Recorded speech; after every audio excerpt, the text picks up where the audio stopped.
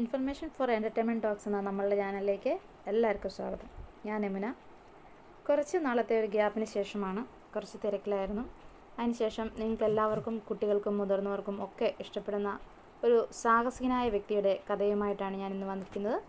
കഥ എല്ലാവരും കേൾക്കണം. അതിനുശേഷം എല്ലാവരും ഈ നോവലെടുത്ത് വായിക്കാൻ ശ്രമിക്കുകയും ചെയ്യണം. ഓക്കെ, അപ്പോൾ നമുക്ക് വീഡിയോയിലേക്ക് കിടക്കാം. സാഹിത്യകാരനായ ഡാനിയൽ ഡീഫോ 1660 ലണ്ടനിൽ ജനിച്ചു. ദ ഷോർട്ടസ്റ്റ് വേ വിത്ത് ഡിസൻഡേഴ്സ് എന്ന കൃതി രചിച്ചതിൻ്റെ പേരിൽ അദ്ദേഹത്തിന് ജയിൽവാസം അനുഭവിക്കേണ്ടി വന്നു. തുടർന്ന് അദ്ദേഹത്തിൻ്റെ സാഹിത്യ ജീവിതം മുന്നോട്ട് കൊണ്ടുപോവുകയും ദി മാനുഫാക്ചർ എന്ന പ്രസിദ്ധീകരണത്തിൻ്റെ എഡിറ്ററായിട്ടും ഡയറക്ടറായിട്ടും ഒക്കെ പ്രവർത്തിച്ചിട്ടുണ്ട്. അദ്ദേഹം വളരെ നല്ലൊരു എഴുത്തുകാരനെന്ന നിലയിൽ പ്രശസ്തനാവുകയും ചെയ്തു.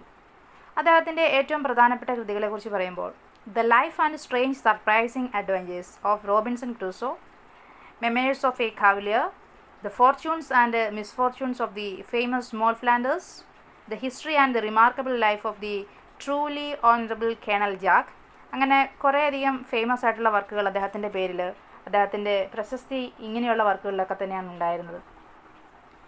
റോബിൻസൺ ക്രൂസോയെക്കുറിച്ച് പറയുമ്പോൾ വായനയുടെ തുടക്കം മുതൽ ഒടുക്കം വരെയും നമുക്ക് വളരെയധികം ആകാംക്ഷയുടെ മുൾമുനയിൽ നമ്മളെ നിർത്തുന്ന ഒന്നാണ്.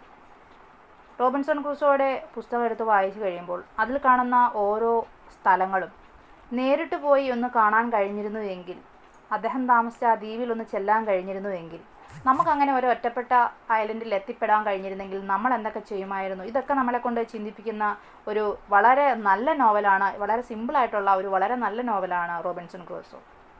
ലോകത്ത് പല ഭാഷകളിലേക്ക് തർജ്ജമ ചെയ്യപ്പെട്ട റോബിൻസൺ ക്രൂസോ എന്ന നോവൽ കുട്ടികളും മുതിർന്നവരും ഒരുപോലെ വായിച്ചിരിക്കേണ്ട ഒന്നാണ്. ഇംഗ്ലീഷ് എഴുത്തുകാരനായ ഡാനിയൽ ഡീഫോയാണ് 17-ാം നൂറ്റാണ്ടിലെ ഈ ഒരു നോവൽ എഴുതിയിരിക്കുന്നത്.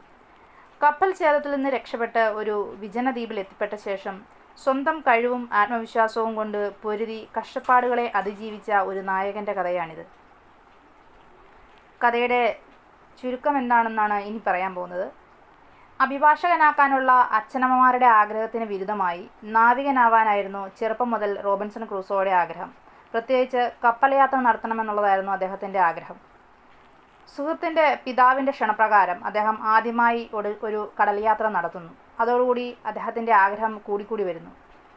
ചെറുപ്പത്തിൻ്റെ തിളപ്പിൽ ലോകം കാണാൻ ഇറങ്ങിയ റോബിൻസൺ കൂറ്റൻ തിരമാലകളെയും കൊടുങ്കാറ്റിനെയും അഭിമുഖീകരിച്ചു. ആദ്യമൊക്കെ അഭിമുഖീകരിക്കുമ്പോൾ അദ്ദേഹത്തിന് തോന്നുമായിരുന്നു താൻ അച്ഛൻ്റെ അമ്മയുടെയും വാക്ക് കേൾക്കാത്തതുകൊണ്ടാണ് ഇത്രയും വലിയ കടൽക്ഷോഭം ഉണ്ടാകുന്നത്. തനിക്ക് ആപത്തുകളൊന്നും വരാതെ തിരിച്ചെത്താൻ കഴിഞ്ഞുവെങ്കിൽ താൻ അച്ഛൻ്റെ അമ്മയുടെയും ആഗ്രഹത്തിനനുസരിച്ച് പ്രവർത്തിക്കുമെന്നൊക്കെ അദ്ദേഹം വൃഥാ തീരുമാനങ്ങൾ എടുക്കുന്നുണ്ട്. പക്ഷേ അദ്ദേഹത്തിൻ്റെ ഈ കടൽ യാത്ര അല്ലെങ്കിൽ യാത്ര ചെയ്യണമെന്നുള്ള ഈ ഒരു ആഗ്രഹത്തിനെ തടഞ്ഞു നിർത്താൻ അദ്ദേഹത്തിന് പോലും കഴിഞ്ഞിരുന്നില്ല.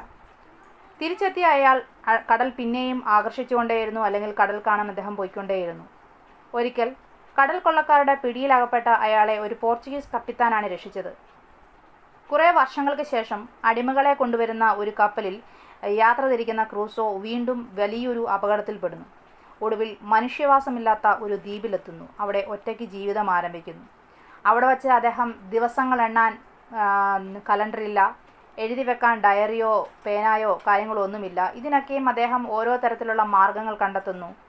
അവിടെ വച്ചാണ്, ആ ഒരു വായനയുടെ സമയത്താണ് ജീവിതത്തിനെ എത്രമാത്രം കയ്യിൽ നിന്ന് നഷ്ടപ്പെട്ടു പോയാലും അതിനെ തിരിച്ചു പിടിക്കാൻ ഒരു വ്യക്തിക്ക് മനസ്സുറപ്പുണ്ടെങ്കിൽ കഴിയുമെന്നുള്ളതിനെക്കുറിച്ച് നമ്മൾ ചിന്തിച്ചു പോകുന്നത്. അവിടെ അദ്ദേഹം ഒറ്റയ്ക്ക് ജീവിതം ആരംഭിക്കുന്നു, സ്വന്തമായി വീടുണ്ടാക്കുന്നു. അപകടത്തിൽ നിന്ന് രക്ഷപ്പെട്ട ഒരു നായയും 2 പൂച്ചകളും അയാൾക്ക് കൂട്ടുണ്ടായിരുന്നു.